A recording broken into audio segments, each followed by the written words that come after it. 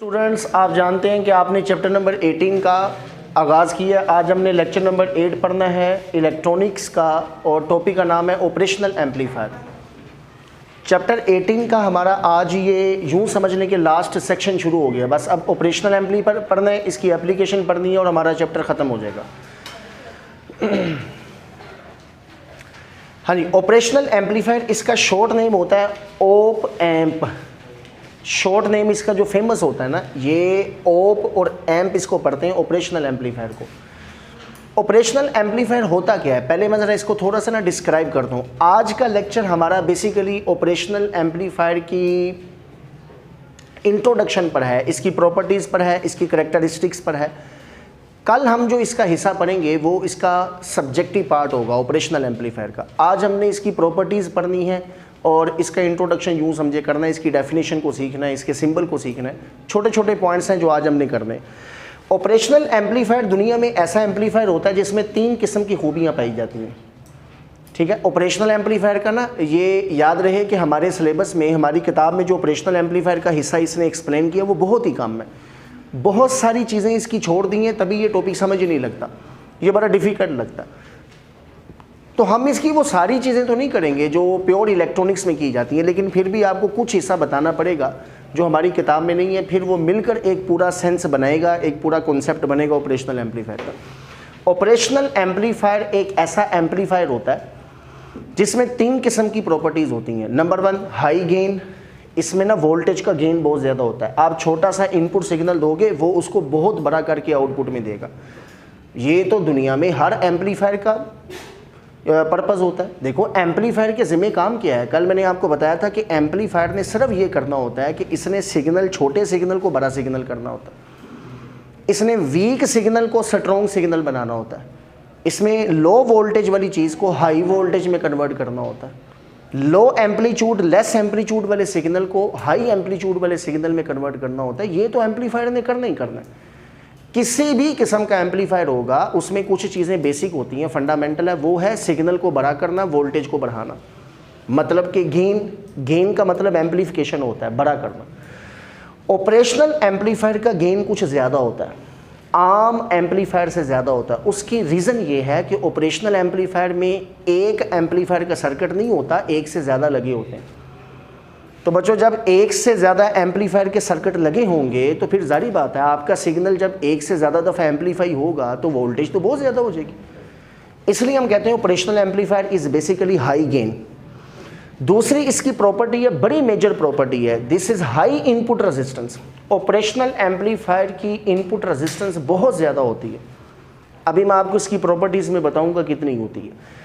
और तीसरी प्रॉपर्टी जो हमारी किताब में इसने डायग्राम में तो बनाई है, डायग्राम में यूज़ की है, लेकिन इसके अल्फाज नहीं लिखे, इसको एक्सप्लेन नहीं किया, नेगेटिव फीडबैक वाली टेक्निक।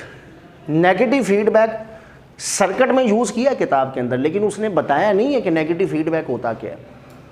तो 3 किस्म की प्रॉपर्टीज़ जिस एम्पलीफायर में होती है उसे हम कहते हैं op amp, operational amplifier. High gain, high input resistance and negative feedback amplifier is called operational amplifier. ये मैंने सारी चीज़ें सम अप करके ने इसकी एक बड़ी बाकायदा वर्डिंग के साथ इसकी डेफिनेशन बना दी है। वैसे इसकी कोई डेफिनेशन दी नहीं हुई है उसने। तो ऑपरेशनल एम्पलीफायर हाई गेन होता है, हाई इनपुट रेजिस्टेंस और नेगेटिव फीडबैक जो एम्पलीफायर होता है इसे कहते हैं ऑपरेशनल एम्पलीफायर। अब ये बारी बारी चीज़ें आपको मैं भी बताऊँगा कि क्या होती है ऑपरेशनल एम्पलीफायर में ना। बच्चों, चूंकि एक से ज़्यादा इंटीग्रेटेड सर्किट यूज़ होते हैं, इसमें एक से ज़्यादा एम्पलीफायर के सर्किट यूज़ होते हैं। एक एम्पलीफायर सर्किट है, दूसरा है, तीसरा। बजाय इसके कि मैं अलग अलग एम्पलीफायर के सर्किट यूज़ करूँ, कोई एम्पलीफायर बनता तो सेमीकंडक्टर से ही है ना, सिलिकॉन से ही बनता है, ट्रांजिस्टर सिलिकॉन से ही बनता है। कहता बजाय इसके कि आप डिस्क्रीट एम्पलीफायर के सर्किट यूज़ करो, अलग यूज़ करो, एक बनाओ, तारे लगाओ, फिर दूसरा बनाओ, उसकी तारें लगाओ, वायर्स लगाओ, तीसरा, क्यों ना हम एक काम करें, एक ही सिलिकॉन की चिप लें, उस एक ही सिलिकॉन की चिप के ऊपर इंटीग्रेट कर दें सारे सर्किट, उसी के ऊपर बना दें। उस सिलिकॉन की चिप को पकड़ के एक कैप्सूल में बंद कर दें, एक प्लास्टिक की डब्बी में बंद कर दें। उस प्लास्टिक की डब्बी से बाहर पिन्ने निकाल दें, इनपुट के लिए, आउटपुट के लिए, पावर सप्लाई के लिए, मुख्तलिफ कनेक्शंस वगैरह करने के लिए पिन्स बाहर निकाल दें। वो जो एक आपके पास इनक्लोज्ड इंटीग्रेटेड जो सर्किट बनेगा ना, उसको हम कहेंगे ऑपरेशनल एम्पलीफायर। आपने घर जाके ना अपने कंप्यूटर में उसका मदरबोर्ड देखिएगा जाके, उसमें ना छोटी छोटी काले रंग की डब्बियाँ लगी होंगी, ब्लैक कलर की। वो डब्बियों उससे ना सिल्वर कलर की पिन्स बाहर निकली होती हैं। This is operational amplifier. उस डब्बी को कभी तोड़ो ना, उसके अंदर निकलता है सिलिकॉन की चिप। उस चिप के ऊपर बहुत सारे सर्किट बने होते हैं, इंटीग्रेट किया होता है। तो ये जो इंटीग्रेटेड एम्पलीफायर होते हैं ना, ये बेसिकली ऑपरेशनल एम्पलीफायर होते हैं। ठीक, ऑपरेशनल एम्पलीफायर को ऑपरेशनल एम्पलीफायर क्यों कहते हैं? तो आंसर है, अर्ली डेज में, शुरू में जब डिजिटल कंप्यूटर नहीं निकला था, एनालॉग चीज़ें होती थी, तो जमा, माइनस, ज़रब, तकसीम, इंटीग्रेशन, डिफरेंशिएशन, मैथमेटिक्स के मुख्तलिफ फंक्शन परफॉर्म करने के लिए ना ऑपरेशनल एम्पलीफायर यूज़ होते थे।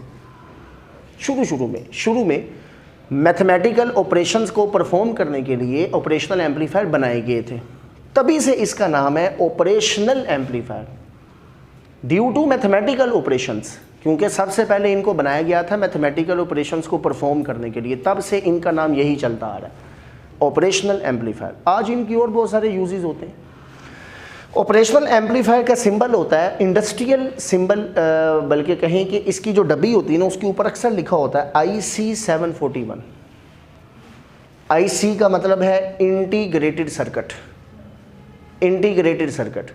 और ये आगे एक कोड लिखा होता है 741। ये दुनिया में एक इंडस्ट्रियल कोड है ऑपरेशनल एम्पलीफायर का। तो ये आप अक्सर जब देखेंगे ना, तो आपके सामने ऑपरेशनल एम्पलीफायर 741 वाले आएंगे। ये यूँ समझे कि हम 741 वाला पढ़ रहे हैं, और बड़ी टाइप्स के होते हैं ये। चलें, अब इसके बाद ज़रा आगे चलें। ऑपरेशनल एम्पलीफायर का सिंबल क्या होता है? ऑपरेशनल एम्पलीफायर का ये एक ट्राइंगुलर शेप का सिंबल होता है। हम सर्किट में इसको ट्राइंगुलर, ये ट्राइंगुलर शेप से रिप्रेजेंट करते हैं। इसमें दो इनपुट होती हैं, एक माइनस वाली और एक प्लस वाली। माइनस वाली इनपुट का नाम होता है इनवर्टिंग इनपुट। इनवर्ट का मतलब होता है उलटना, चीज़ को उल्टा करना। This is inverting. मतलब इसका क्या होगा कि अगर आप इसको इनपुट सिग्नल देते हो ना, ये मैंने इनपुट सिग्नल दिया ऐसे इस शेप का छोटा सा, इसने मुझे आउटपुट में 180 डिग्री में चेंज करके सिग्नल देना है ऐसे। This is 180 degree change. जैसे कल हमने पढ़ा था, ट्रांजिस्टर एज एन एम्पलीफायर जो होता है वो भी हमें सिग्नल उल्टा देता है ना। तो ऑपरेशनल एम्पलीफायर में एक इनपुट होती है इन्वर्टिंग इनपुट, उसका नाम है इन्वर्टिंग। उसे माइनस के साइन से रिप्रेजेंट करते हैं, माइनस होती नहीं है। This is symbol, only symbol minus. इस इन्वर्टिंग इनपुट का मतलब क्या है कि अगर हम इसको इनपुट सिग्नल देंगे ना, इस इनपुट को, माइनस वाली को इनपुट सिग्नल देंगे, तो आउटपुट में एम्पलीफिकेशन होगी, सिग्नल उल्टा होकर 180 डिग्री में एम्पलीफिकेशन होगी, सिग्नल 180 डिग्री में इन्वर्ट हो जाएगा। तभी इसका नाम होता है inverting. This is common ammeter configuration, यानी इसके आगे कॉमन एमीटर ट्रांजिस्टर लगा होगा जो सिग्नल को इन्वर्ट कर देता है। नॉन इन्वर्टिंग क्या होता है? प्लस वाली इनपुट को कहते हैं नॉन इन्वर्टिंग। नॉन इन्वर्टिंग का मतलब है कि इसने सिग्नल को उल्टा नहीं करना। आप जिस शेप में इनपुट सिग्नल दोगे, आपको आउटपुट में उसी सेम शेप में आपको एम्पलीफिकेशन मिलेगी, यानी इसमें सिग्नल जो है वो इन्वर्ट नहीं हुआ। तो नॉन इन्वर्टिंग को अगर इनपुट सिग्नल देंगे, तो नॉन इन्वर्टिंग को इनपुट सिग्नल देंगे तो उसी शेप में, जिस शेप का सिग्नल होगा उसी शेप में आपको एम्पलीफिकेशन मिलेगी, सिग्नल एम्पलीफाई होगा। और इन्वर्टिंग वाले को इनपुट सिग्नल देंगे तो वो हमें 180 डिग्री में सिग्नल को चेंज करके, इन्वर्ट करके एम्पलीफाई करेगा। ठीक है जी। अच्छा, अब इसके बाद ऑपरेशनल एम्पलीफायर में एक आउटपुट रेजिस्टेंस होती है। और ऑपरेशनल एम्पलीफायर को चलाने के लिए, जारी बात है, किसी भी डिवाइस को चलाने के लिए ना कुछ सोर्स तो देना पड़ता है ना, एनर्जी का, करंट का। इसमें कुछ सोर्स बैटरीज लगी होती हैं, उसको हम एक को कहते हैं प्लस VCC, माइनस VCC। जैसे किसी भी ट्रांजिस्टर में एक फॉरवर्ड बैटरी होती है, एक रिवर्स बैटरी होती है। बच्चों ये तो पक्का है ना, ट्रांजिस्टर डिवाइस को चलाने के लिए हमें कोई तो बैटरियां लगानी पड़ेंगी ना। उस बैटरी के अंदर इनपुट देनी है, वो आउटपुट देगा। ट्रांजिस्टर तो बैटरी के बगैर नहीं चलता, कोई भी एम्पलीफायर सोर्स करंट के बगैर नहीं चलता। तो हमें इनको कुछ सोर्स बैटरीज लगानी पड़ती हैं जो डिवाइस को एनर्जी देती हैं, जो डिवाइस की वर्किंग करती हैं, डिवाइस को चलाती हैं। तो इसमें ये दो होती हैं, plus VCC minus VCC, this is a source batteries. चलिए, ये तो इसकी कुछ डिस्क्रिप्शन हो गई है सिंबल के हवाले से। ऑपरेशनल एम्पलीफायर में जो सबसे इंपॉर्टेंट चीज़ होती है वो देखें। Operational amplifier is basically a differential amplifier. Differential amplifier का मतलब क्या है? डिफरेंशियल एम्पलीफायर का मतलब है बच्चों, अगर आपने माइनस वाली को वोल्टेज दी है 2 वोल्ट, माइनस वाली इनपुट को आपने बाहर से सिग्नल दिया 2 वोल्ट का, प्लस वाली इनपुट को भी मैंने सिग्नल दिया 5 वोल्ट का। समझाने के लिए या यूँ समझ लें, this is 2 micro volt and this is 5 micro volt. वो सिग्नल छोटे होते हैं, इनपुट छोटी होती है, बड़े बड़े सिग्नल नहीं होते हैं। मैंने माइनस वाली इनपुट को भी बाहर से इनपुट दी कितनी, 2 माइक्रो वोल्ट। मैंने प्लस वाली इनपुट को भी इनपुट दी 5 माइक्रो वोल्ट। सवाल ये होगा कि हमें आउटपुट में कौन सी मिलेगी, आउटपुट वोल्टेज हमें कौन सी मिलेगी, इन्वर्टिंग के नॉन इन्वर्टिंग? फिर से देखो, इसको 3 तरीक़ों से यूज़ किया जाता है। पहला तरीका, आप सिर्फ वोल्टेज दो इन्वर्टिंग को, ये हमें आउटपुट में एम्पलीफिकेशन देगा इन्वर्ट करके। आप नंबर 2, दूसरा तरीका है, आप सिर्फ वोल्टेज दो नॉन इन्वर्टिंग इनपुट को, इसको सिर्फ वोल्टेज दो, सिग्नल दो, आप इन्वर्टिंग वाले को ग्राउंड कर दो 0, उसको नहीं छेड़ा हमने सिर्फ इनपुट सिग्नल किसको दिया, नॉन इन्वर्टिंग को, तो हमें आउटपुट वोल्टेज नॉन इन्वर्टिंग मिलेगी, ऐसे एम्पलीफाई होकर। तीसरा तरीका ये होता है कि मैं दोनों को इनपुट सिग्नल दे दूं, ऑपरेशनल एम्पलीफायर की दोनों इनपुट्स को मैं सिग्नल दे दूं, इन्वर्टिंग को भी मैं वोल्टेज दूं इनपुट सिग्नल, मैं नॉन इन्वर्टिंग वाले को भी इनपुट दूं, फिर क्या होगा? तो आंसर है ऑपरेशनल एम्पलीफायर इन दोनों का डिफरेंस एम्पलीफाई करेगा। ऑपरेशनल एम्पलीफायर इन दोनों का डिफरेंस एम्पलीफाई करेगा, इसलिए तो इसे कहते हैं डिफरेंशियल एम्पलीफायर।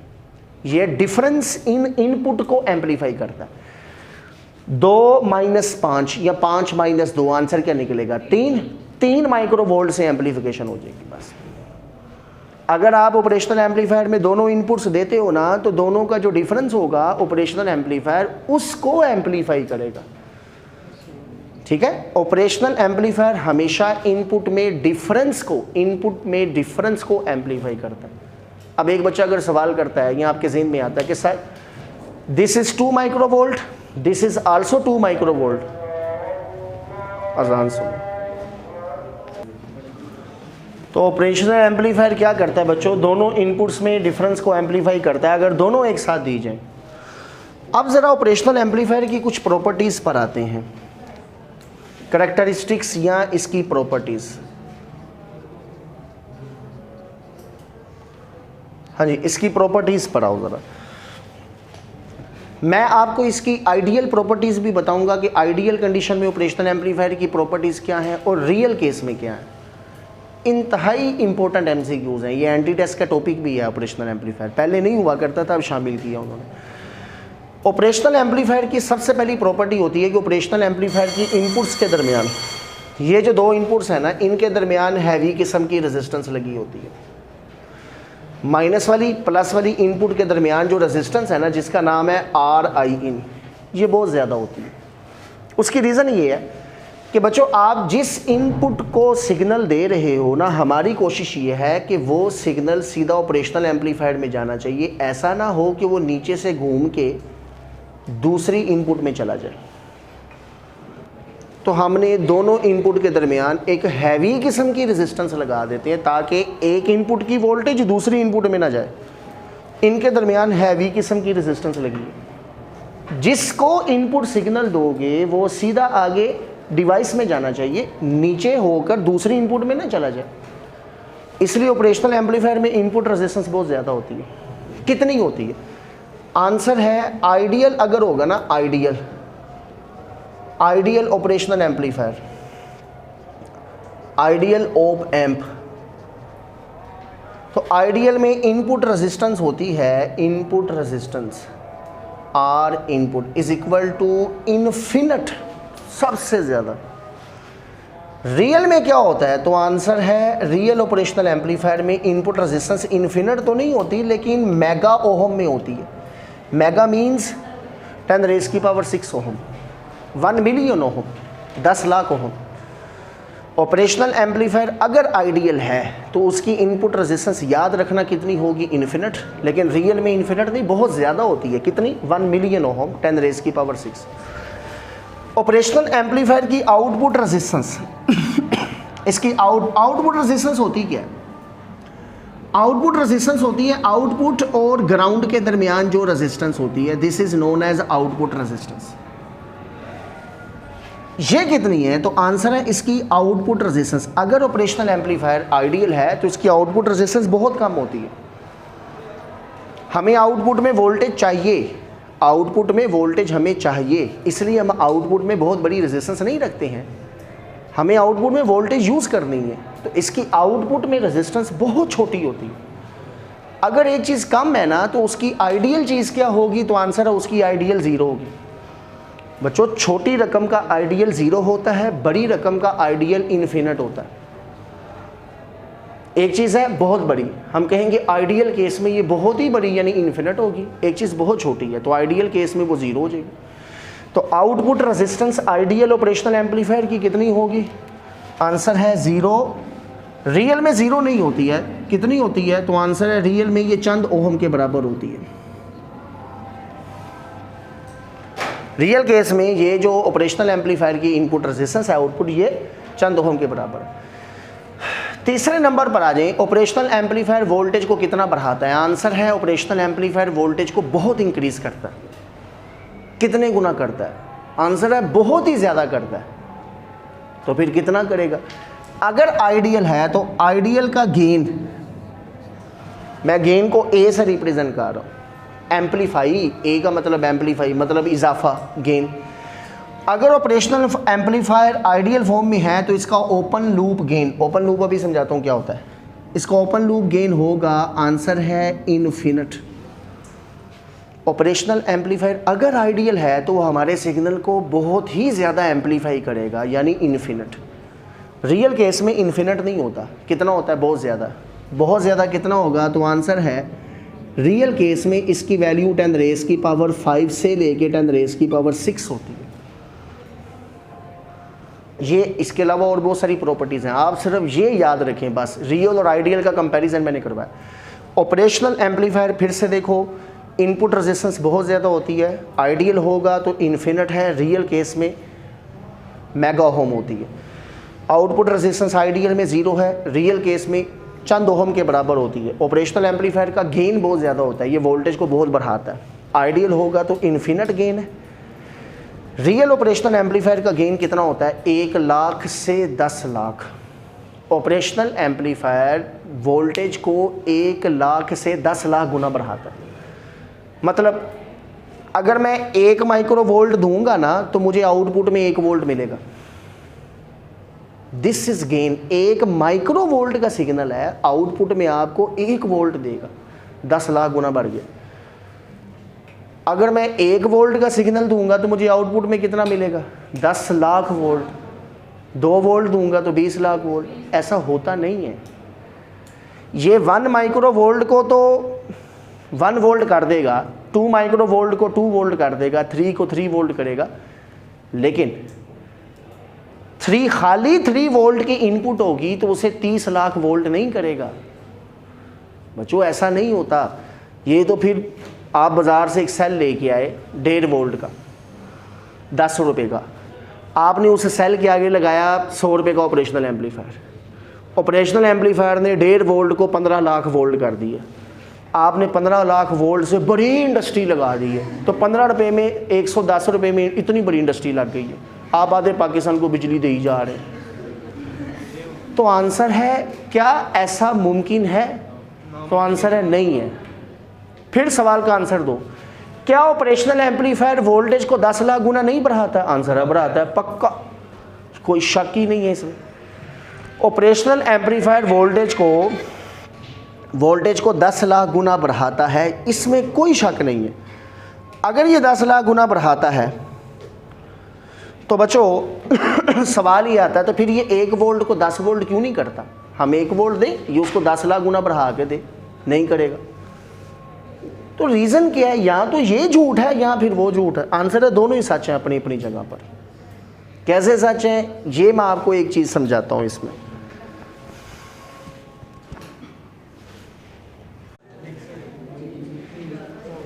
जी बच्चों, तो मैं आपको ये चीज़ समझा रहा था कि ऑपरेशनल एम्पलीफायर जो है वो कहाँ तक किसी भी सिग्नल को एम्पलीफाई कर सकता है, किसी भी सिग्नल को कहाँ तक ऑपरेशनल एम्पलीफायर जो होता है वो उसको वोल्टेज को इंक्रीज़ कर सकता है। तो ऑपरेशनल एम्पलीफायर का ओपन लूप गेन होता है, gain amplification, this is output voltage divided by input voltage, difference in input voltage. ये किसके बराबर होता है? तो आंसर है ये 1 लाख से 10 लाख के बराबर होता है।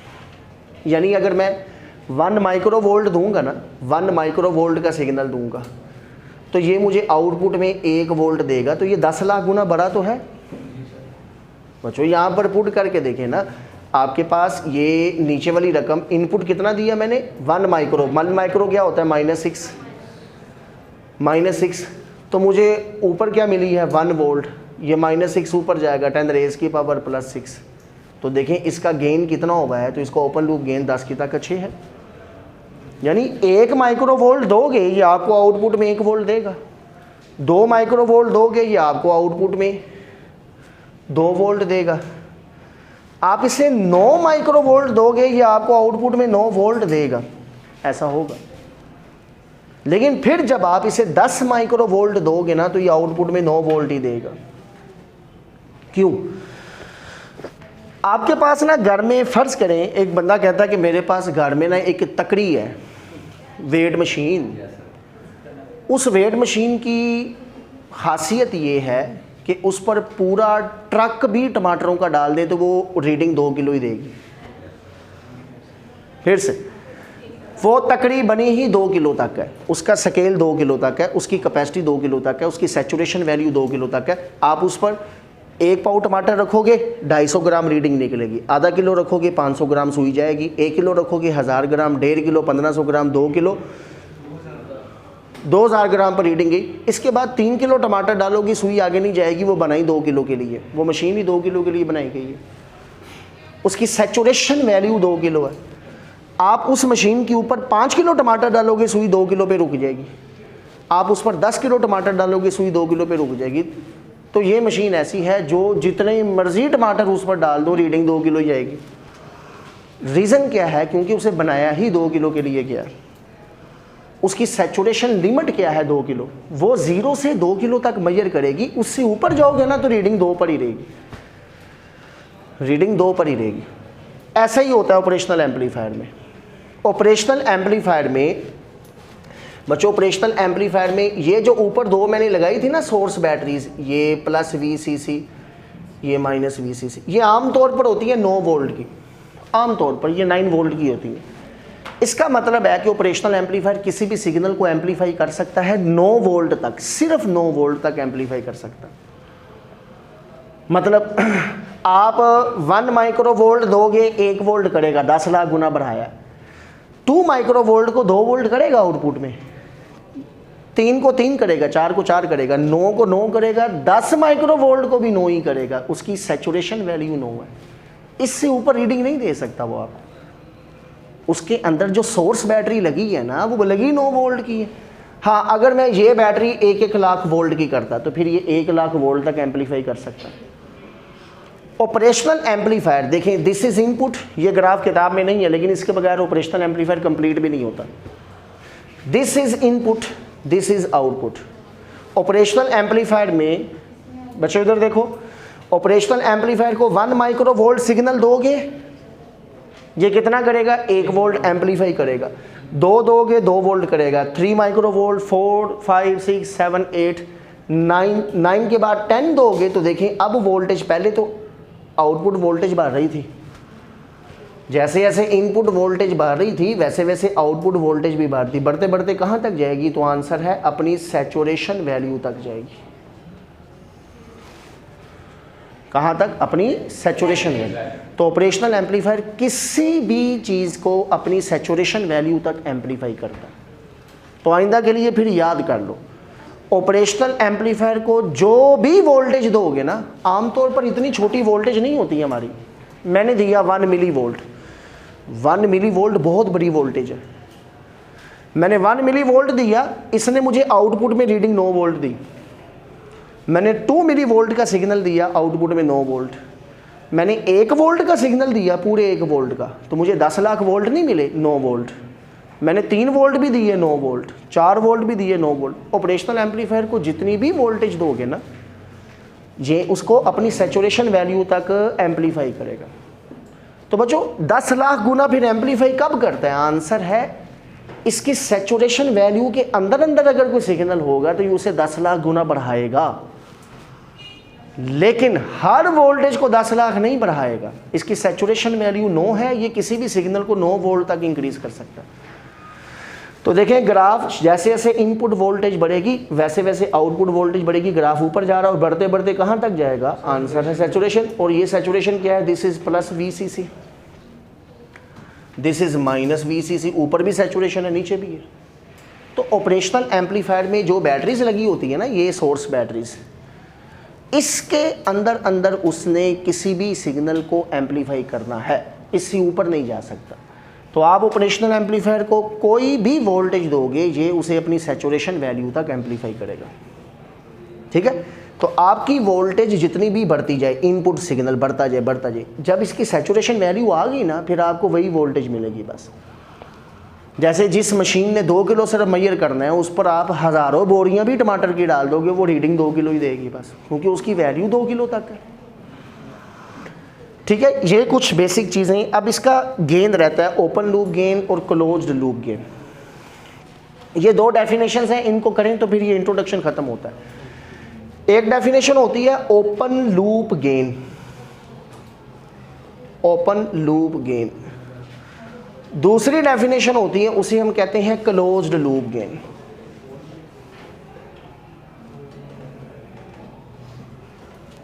जी, पहले समझो क्लोज्ड लूप गेन क्या होता है। क्लोज्ड लूप गेन होता है, ये आपके पास एक ऑपरेशनल एम्पलीफायर है, ये नेगेटिव वोल्टेज है, ये इसकी पॉजिटिव वोल्टेज है, ये आउटपुट वोल्टेज है। ठीक? क्लोज्ड लूप गेन होगा अगर ऑपरेशनल एम्पलीफायर में एक तार आउटपुट से निकले और नेगेटिव इनपुट पर चली जाए। इसको कहते हैं नेगेटिव फीडबैक। ऑपरेशनल एम्पलीफायर का गेन बहुत ज़्यादा होता है, ये वोल्टेज को बहुत बढ़ा देता है। तो हम समटाइम्स पता क्या करते हैं, हम करते हैं कि आउटपुट से वोल्टेज उठाते हैं और उठा के इनपुट में लेके जाते हैं, इस तरह से कि आउटपुट वाली वोल्टेज भी कम हो जाए और इनपुट वाली वोल्टेज भी कम हो जाए, ताकि ये स्टेबल हो जाए। समटाइम्स ये इतना ज़्यादा सिग्नल बढ़ा देता है कि ये खुद बर्न हो जाता है, जल जाता है। तो इसके गेन को कम करने के लिए ना हम क्या करते हैं, नेगेटिव फीडबैक टेक्निक इस्तेमाल करते हैं, जो मैंने डेफिनेशन में लिखा था। तो नेगेटिव फीडबैक टेक्निक क्या? आउटपुट से कुछ वोल्टेज उठाओ, उसे माइनस वाली इनपुट को दे दो। इससे होगा क्या? माइनस वाली इनपुट है इन्वर्टिंग, इसमें इस शेप का इनपुट सिग्नल है और आउटपुट किस शेप की है? इस शेप की आउटपुट है। बच्चों जब आप आउटपुट से ये वाली वोल्टेज उठा के इस इनपुट को दोगे तो 2 ऑपोजिट वेव हो गई हैं, 2 ऑपोजिट वेव, डिस्ट्रक्टिव इंटरफेरेंस होगा, दोनों कैंसिल आउट हो जाएंगी। जब कैंसिल आउट होंगी तो इनपुट वोल्टेज भी कम हो जाएगी और आउटपुट भी कम होगी। तो ऑपरेशनल एम्पलीफायर को स्टेबल रखने के लिए हम क्या करते हैं, आउटपुट से कुछ वोल्टेज उठा के, प्लस वाली को नहीं, अगर आप प्लस वाली को दोगे, प्लस वाली में क्या होता है? तो आंसर है प्लस वाली में तो सेम शेप का सिग्नल होता है ना, जिस शेप में इनपुट है उसी शेप में आपके पास आउटपुट होगी। जब आप यहाँ से उठा के इसे दोगे फिर तो कंस्ट्रक्टिव इंटरफेरेंस हो जाएगा, बजाय सिग्नल कम होने के और ताकतवर होगा, एम्पलीफिकेशन कम होने के और ज़्यादा हो जाएगी। तो हमने दोहरा काम करना है, डबल करना है, आउटपुट से वोल्टेज घटानी भी है और इनपुट में इस तरह से ऐड करनी है कि इनपुट भी कम हो जाए। This technique is known as negative feedback technique. इसको कहते हैं नेगेटिव फीडबैक टेक्निक। लो बच्चों, जब नेगेटिव फीडबैक टेक्निक यूज होगी ना, उस वक्त जो ऑपरेशनल एम्पलीफायर का गेन होगा उसे कहते हैं क्लोज्ड लूप गेन। तो क्लोज्ड लूप गेन की जब अगर हम डेफिनेशन करें यहाँ पर, तो इसकी डेफिनेशन क्या बनेगी? हाँ जी, क्लोज्ड लूप गेन की definition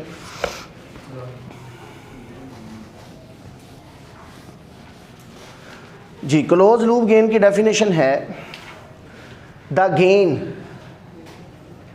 of operational amplifier,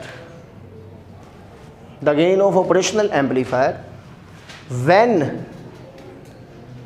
there is a connection, जब कनेक्शन हो बच्चों किस किस में, बिटवीन आउटपुट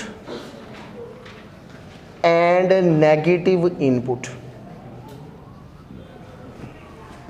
ठीक है बच्चों, आउटपुट और नेगेटिव वाली इनपुट में जब कनेक्शन होगा, ये कनेक्शन, उस वक्त जो गेन होगा उसको हम कहते हैं क्लोज्ड लूप गेन। तो फिर ओपन क्या होगा? आंसर है ओपन तो है कि ये ऑपरेशनल एम्पलीफायर है। ऑपरेशनल एम्पलीफायर में नेगेटिव फीडबैक टेक्निक ना यूज करो, ऊपर से खाली रखो। अगर आउटपुट में और इनपुट में कोई कनेक्शन नहीं होगा, उस वक्त लफ्ज कौन सा यूज करेंगे? Open loop gain, AOL। Closed loop gain को कैपिटल G कहते हैं। तो किताब में उसने लिखा है ऑपरेशनल एम्पलीफायर का गेन उस वक्त जब आउटपुट में और इनपुट में कोई कनेक्शन नहीं होगा, ये ऊपर से कोई तार नहीं आ रही, ऊपर से नंगा है ये ऑपरेशनल एम्पलीफायर, खाली है, दिस इज ओपन लूप। और अगर ऊपर से तार आ रही होगी आउटपुट से इनपुट के दरमियान, तो फिर लफ्ज कौन सा यूज होगा? Close loop. तो क्लोज लूप गेन थोड़ा कम होता है, ओपन लूप गेन बहुत ज़्यादा होता है। ठीक है, तो ओपन लूप गेन की फिर डेफिनेशन क्या है? ओपन लूप गेन का ये फार्मूला है बच्चों, आउटपुट और इनपुट को तो हम गेन कहते हैं ना। अगर ये gain, the gain of operational amplifier when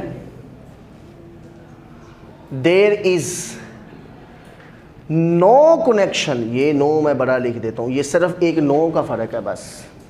when there is no connection between output and input,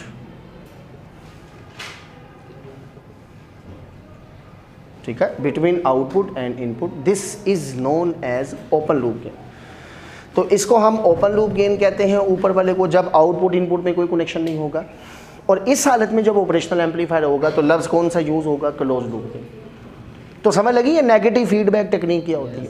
output से वोल्टेज उठा के माइनस वाली इनपुट को दे दो, इससे आउटपुट की वोल्टेज भी कम हो जाती है और ये इनपुट का सिग्नल भी कम हो जाता है। इस तरह से ऑपरेशनल एम्पलीफायर थोड़ा स्टेबल हो जाता है, इसका गेन कम हो जाता है। This is whole introduction of operational amplifier.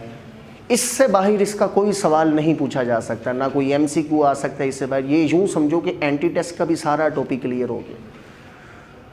तो आप जो लेक्चर बच्चों ले रहे हो, अगर से सिर्फ लेक्चर आप अच्छी तरह तैयार कर लें तो फिज़िक्स में किसी भी किस्म का कोई सवाल आ जाए, कोई भी, अगर ये तैयार हो जाते हैं अच्छे आपके, तो आपको किसी किस्म की कोई टेंशन नहीं है, क्योंकि हम हर टॉपिक को डिटेल में और सही कॉन्सेप्ट के साथ पढ़ रहे हैं, उसको अच्छी हालत में पढ़ रहे हैं, उसको असल हालत में टॉपिक को पढ़ रहे हैं। हम टॉपिक को ऊपर से गुजार नहीं रहे हैं, बल्कि उसकी जड़ पकड़ रहे हैं और जड़ से उसको बेसिक से सीख रहे हैं। इसलिए ये चीज़ें आपके लिए बहुत ज़रूरी हैं। एक दफ़ा की हुई मेहनत एंटी टेस्ट तक आपके काम आएगी। ठीक है, लो बच्चों, अल्लाह हाफिज़।